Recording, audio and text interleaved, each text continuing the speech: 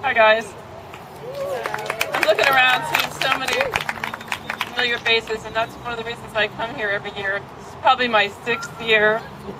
I remember the community college and being here before it was all redone.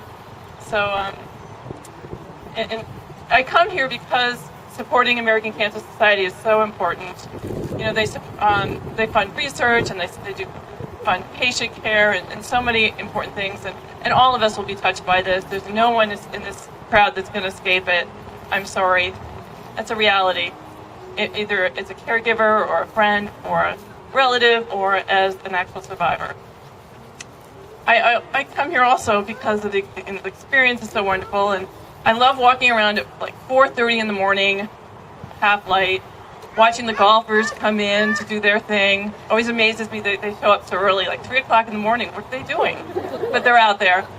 And I'm just walking around and seeing friends and looking at the luminaries and looking at the names on the bags. And I've lived in West Seattle for about 20 years, and I recognize a lot of those names. And it gives me a good time to reflect on those folks, because they're either have survived or unfortunately passed, and it's just a very nice contemplative time. Well, this year, my name is on one of those bags. And last year, as I walked around the track, I would not have guessed that. It's really, it's surprising. So I was diagnosed about 10 months ago, and it's an amazing 10 months, I have to tell you. People are wonderful. The support I've gotten has been amazing. You know, I'm at Swedish where I go for my treatment. I'm actually 7 treatments away from being done. Yeah. Wait. And so anyway, I've learned a lot in the last 10 months about humans and cancer and the whole business. But anyway, I don't want to talk to you about that 10 months. I want to tell you about the 10 months prior to that, because I think this is an important message for all of us. What happened to me? So, November 2009, I found a lump on my breast, and I went immediately to the doctor, and I said, "You got to feel this thing." And she went to feel it, and she couldn't feel anything. And I went, "Gosh, I could have sworn it was there yesterday." So she said, "Come back in a couple of months, you know, hormonal changes, whatever." So I did that, and she went to feel the lump again, which I felt, and she couldn't feel it. It's like, wow, this is kind of odd. But I scheduled a mammogram, and about 2 months later I had a mammogram, and so now we're at about April, and the mammogram came out completely clean. Nothing there. And I'm thinking, well, okay, so 85% of all tumors, breast tumors, are benign. 85%. So, you know, odds are it's nothing, right? Mammogram says nothing. Statistics says nothing. I'd go to Vegas with those odds, right? So would everybody. So I don't pay attention to it.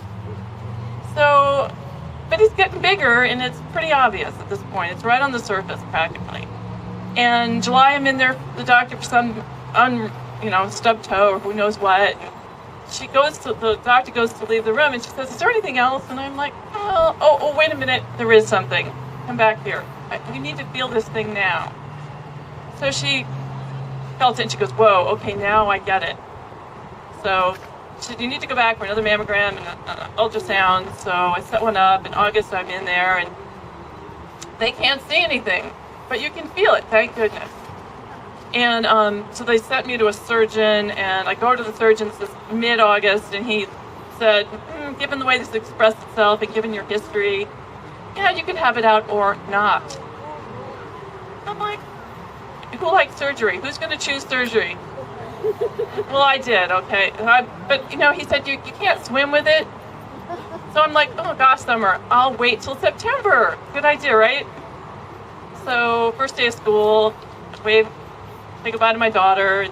We go off to Swedish for the lumpectomy, and everybody's talking. My husband's assisting in the procedure practically. We're laughing. He's like, "I worry about people, I don't worry about you." And, we all have a great time. And so that was over. And the following Monday, I called just for the heck of it, What happened with that thing that we're growing in that petri dish? And the nurse says, "Oh gosh, the results aren't back yet. I'll let you know." About 50 seconds later, the doctor called me back. this is not good. When the doctor calls you, not good. And he said, I hate to tell you this, and now mind you, I work at Boeing, and there's like a whole sea of male engineers around me. Envision this in the cube. And he said, I'm going on vacation, and I have to tell you this over the phone, and you have a very invasive form of breast cancer, and it's bad, and you need to have an MRI this afternoon, and we have to get moving. Well, that was, I can't even tell you, the poor men sitting around me, because I was pretty hysterical, and it's the shock, no family history, eat the right things, all this, why me, how could this ever happen? My dad's 94, my mom's 90, no history, anything. So by Wednesday, that's Monday, they're telling me that I have to have a bilateral mastectomy. And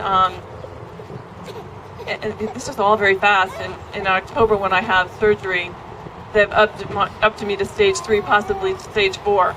So the reason I'm not, by the way, it's stage 3. They've recently proven that it's not metastasized any further, which is good news.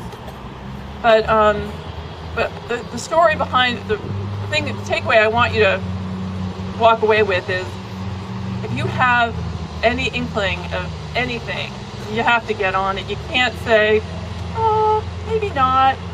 Okay, well, you have to be your own advocate. You have to go after it. You can't let the mammogram go, and you can't, and the reason the mammograms didn't show anything is I happen to have a very small, it's like 5 or 10% of all breast cancers are lobular, and lobular is totally undetectable on any imaging, except for MRI.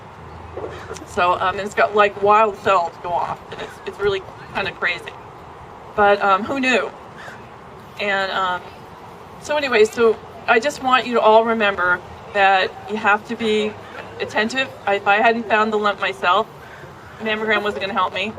If I hadn't followed up, if I hadn't been on it, who knows what the story would be at this moment.